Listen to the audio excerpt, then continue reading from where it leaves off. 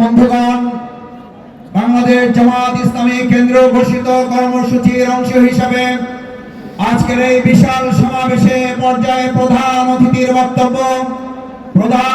বক্তব্য রাখার জন্য অনুরোধ করছি বাংলাদেশ জামাত ইসলামীর সংগ্রামী সেক্রেটারি জেনারেল, মুসলিম জননেতা, জাতীয় সংসদের মাননীয় সাবেক সংসদ সদস্য, আমাদের অত্যন্ত শ্রদ্ধেয় আন্তর্জাতিক মানের ইসলামী আন্দোলনের অন্যতম নেতা জননেতা জনাব অধ্যাপক মিয়া গোলাম পরোয়ার বক্তব্য রাখছেন।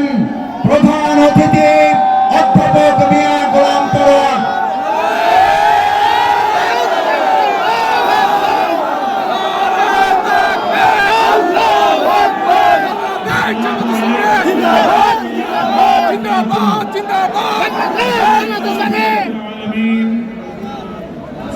والسلام على سيد المرسلين وعلى آله وصحابه أجمعين। বাংলাদেশ জামাত ইসলামীর কেন্দ্র ঘোষিত কর্মসূচির অংশ হিসেবে আজ 10 অক্টোবর ঢাকা মহানগরী জামাতের উদ্যোগে ঐতিহ্যবাহী বাইতুল মোকাররমের দক্ষিণ গেটে আয়োজিত গণমিছিল পূর্ব এই সমাবেশের সংগ্রামী সভাপতি, ঢাকা মহানগরী উত্তরের সংগ্রামী আমির, ইসলামী ছাত্র শিবিরের সাবেক কেন্দ্রীয় সভাপতি জননেতা মোহাম্মদ সেলিম উদ্দিন সহ সংগ্রামী নেতৃবৃন্দ, আমার প্রিয় দেশবাসী ভাইয়েরা, আমরা জামাত ইসলামের পক্ষ থেকে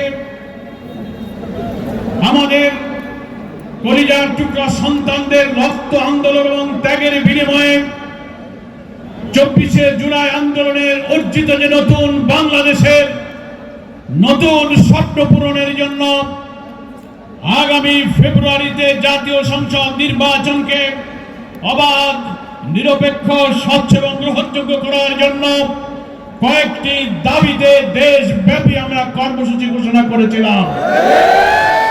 আমরা দেখতে পাচ্ছি সুষ্ঠু এবং নিরপেক্ষ নির্বাচনের লক্ষ্যে সকল রাজনৈতিক দল, জাতীয় ঐক্যমত্য কমিশন এবং সরকারের পক্ষ থেকে সে প্রচেষ্টা অব্যাহত আছে। কিন্তু কখনো কখনো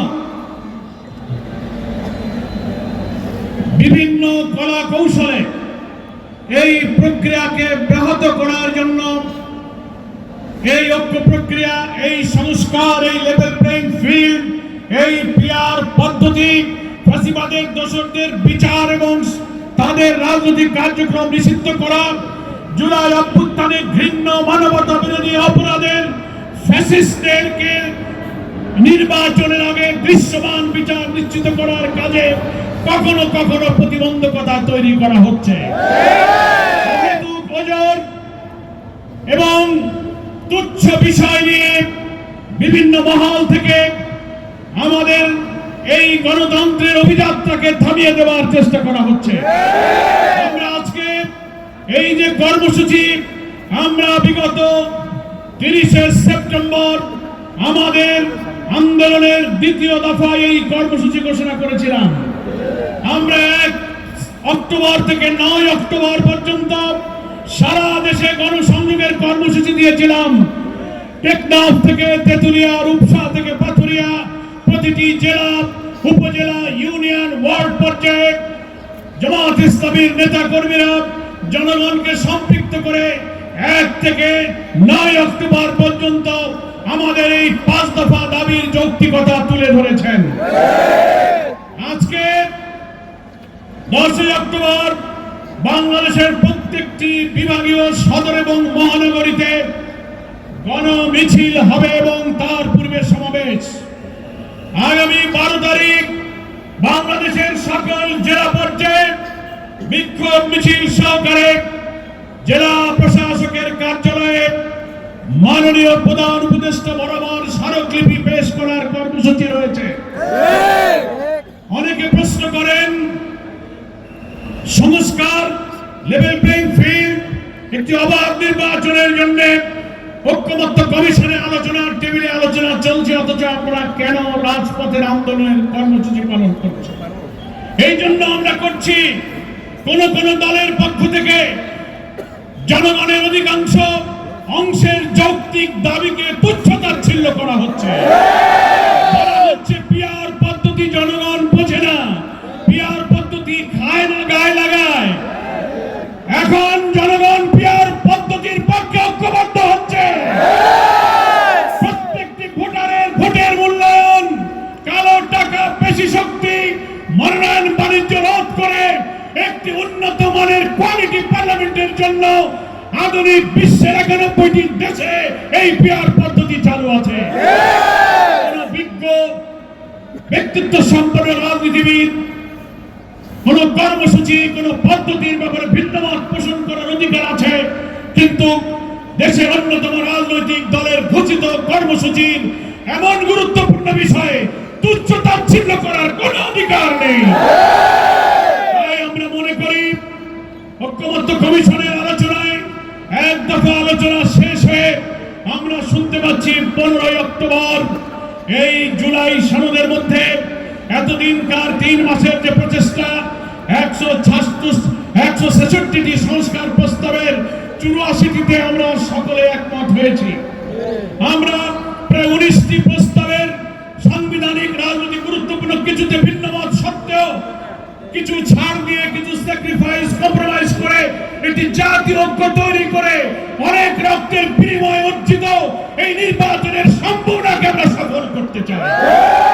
আমি সকল রাজনৈতিক দলকে আহ্বান জানাবো, বক্তৃতার সময় শুধু বলবেন ব্যক্তির চেয়ে দল বড়, দলের চেয়ে দেশ বড়। আর যখন দেশের স্বার্থে যখন কোন ত্যাগ, কোন ছাড় এবং কোন বিষয় ঐক্যমতের প্রশ্ন আসে, তখন দলেরা নিজের স্বার্থকে বড় করে দেখলে বক্তৃতার সাথে নিজের কথার এবং কাজের কোনো মিল হয় না। আসুন, এই জাতি 71-এ রক্ত দিয়েছে, আমরা স্বৈরাচার বিরোধী আন্দোলনে রক্ত ঝরেছে, জুলাই অভ্যুত্থানে রক্ত দিয়েছে, বারবার আর আমরা রক্ত দিতে চাই না।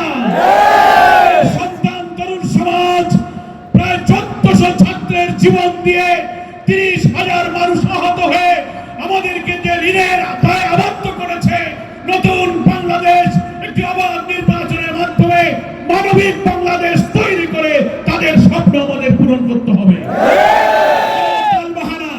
ব্যক্তি স্বার্থ, দলীয় স্বার্থে যেন ঐক্যের প্রচেষ্টাকে আমরা বিঘ্ন না ঘটাই, সকল দলের প্রতি আমাদের সে আহ্বান থাকবে।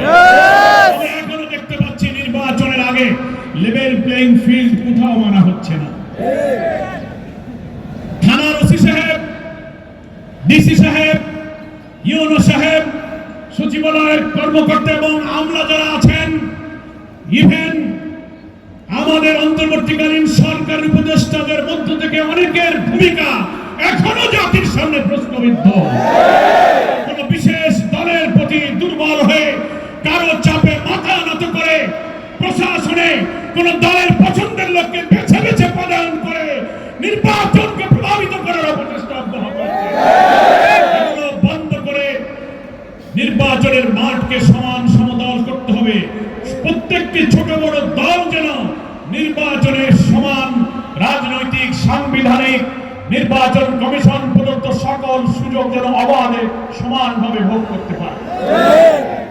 পিআর পদ্ধতি, এই পদ্ধতি নতুন হতে পারে, সারা পৃথিবীতে পদ্ধতি জনপ্রিয়। বাংলাদেশে এই পদ্ধতির ব্যাপারে অনেক গোল টেবিল, সেমিনার, আলোচনা, বুকলেট, বিবৃতি, আর্টিকেল, পোস্ট, সমস্ত এডিটোরিয়ালের মধ্য দিয়ে এই পদ্ধতির সুফল তুলে ধরার চেষ্টা করা হচ্ছে।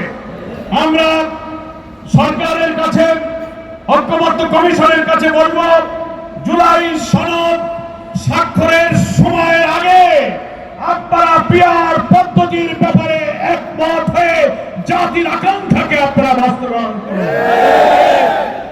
আমরা দাবি করব, ফ্যাসিস্টের দোষর জাতীয় পার্টি সহ 14 দল, মেনন, ইনুরা 17টা বছর শেখ হাসিনাকে পাহারা দিয়ে রেখেছিল। যদি পাহারা না কিন্তু এতদিন তারা টিকতে পারত না, সাজানো বানানো নির্বাচন তারা করতে পারত না।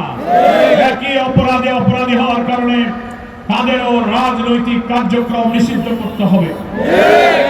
ভিন্ন অপরাধীদের জন্য যে মানবতা বিরোধী ট্রাইব্যুনাল গঠিত হয়েছে, আমরা দেখতে পাচ্ছি ট্রাইব্যুনালের কাজের অগ্রগতি ধীরে ধীরে এগিয়ে যাচ্ছে। নির্বাচন যদি ফেব্রুয়ারিতে হয়, অন্তত বড় বড় অপরাধীদের বিচার যেন নির্বাচনের আগে দৃশ্যমান হয়। তা না হলে কোন কালো হাতের হস্তক্ষেপে যদি এইসব খুনিরা বেঁচে যায়, নির্বাচন নিরপেক্ষ হবে না। বাংলাদেশের উপরে আধিপত্যবাদীদের এবং দিল্লির আধিপত্যবাদের সেবন আশায় আমাদেরকে হয়তো বসবাস করতে হবে।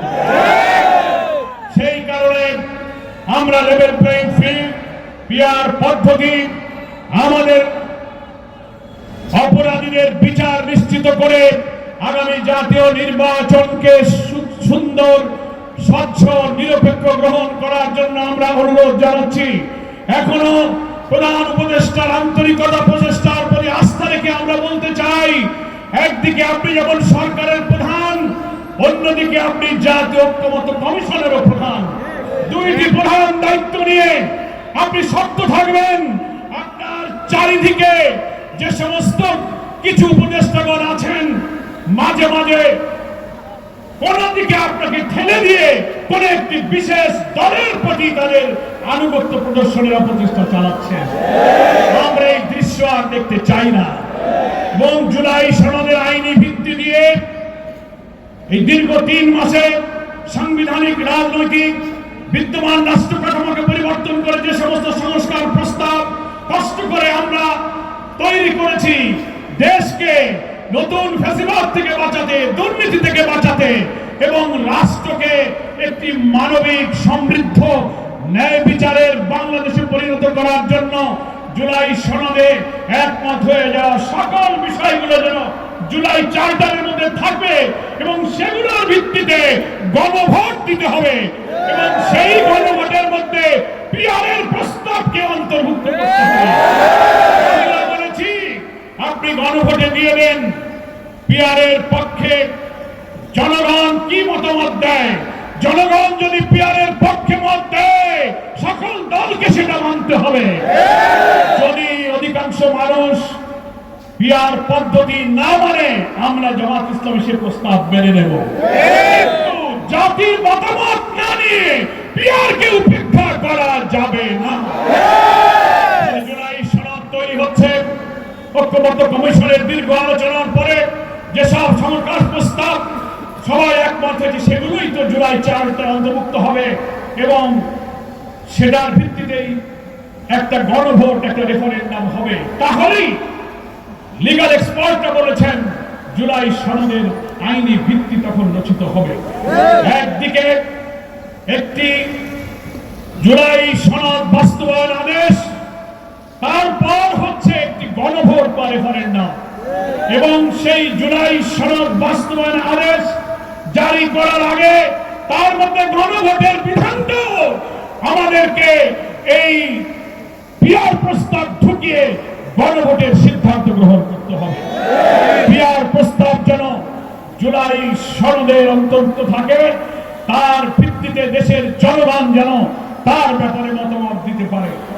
ইতিপূর্বে বিভিন্ন সার্ভে ভেতর দিয়ে আমরা দেখতে পেয়েছি বাংলাদেশের অধিকাংশ মানুষ পিআর পদ্ধতিতে নির্বাচন চায়। তাই আজকের গণমিছিল পূর্ব এই সমাবেশে আমরা আর বক্তব্য দীর্ঘ করব না। যারা কষ্ট করে এই বর্ষর মুখর দুপুরে পবিত্র জুমার দিনে রাজধানী ঢাকার বিভিন্ন প্রান্ত থেকে ছুটে এসেছেন, আমি তাদের সকলকে মোবারকবাদ জানাই। আমাদের আজকের এই সমাবেশের সভাপতির বক্তব্যের পরেই গণমিছিল শুরু হবে। আপনারা সবাই গণমিছিলে থাকবেন। আমরা সব নেতৃবৃন্দ নিয়ে ঐতিহাসিক এই গণমিছিলে পিআর, গণভোট, জুলাই সনদ এবং লেভেল প্লেইং ফিল্ড, ফ্যাসিবাদের দোষরদের বিচার এবং রাজনীতি নিষিদ্ধ করার দাবিকে উজ্জীবিত করতে হবে। ধন্যবাদ জানিয়ে আজকের এই সমাবেশে সাংবাদিক বন্ধুগণ, রাজনৈতিক নেতৃবৃন্দ, প্রশাসনিক দায়িত্বশীল বিভিন্ন এজেন্সির যে সমস্ত বন্ধুরা রয়েছেন, তাদের সকলকে ধন্যবাদ জানিয়ে আমি আমার বক্তব্য শেষ করছি। আল্লাহ হাফেজ। বাংলাদেশ জিন্দাবাদ, জামাত ইসলামী জিন্দাবাদ।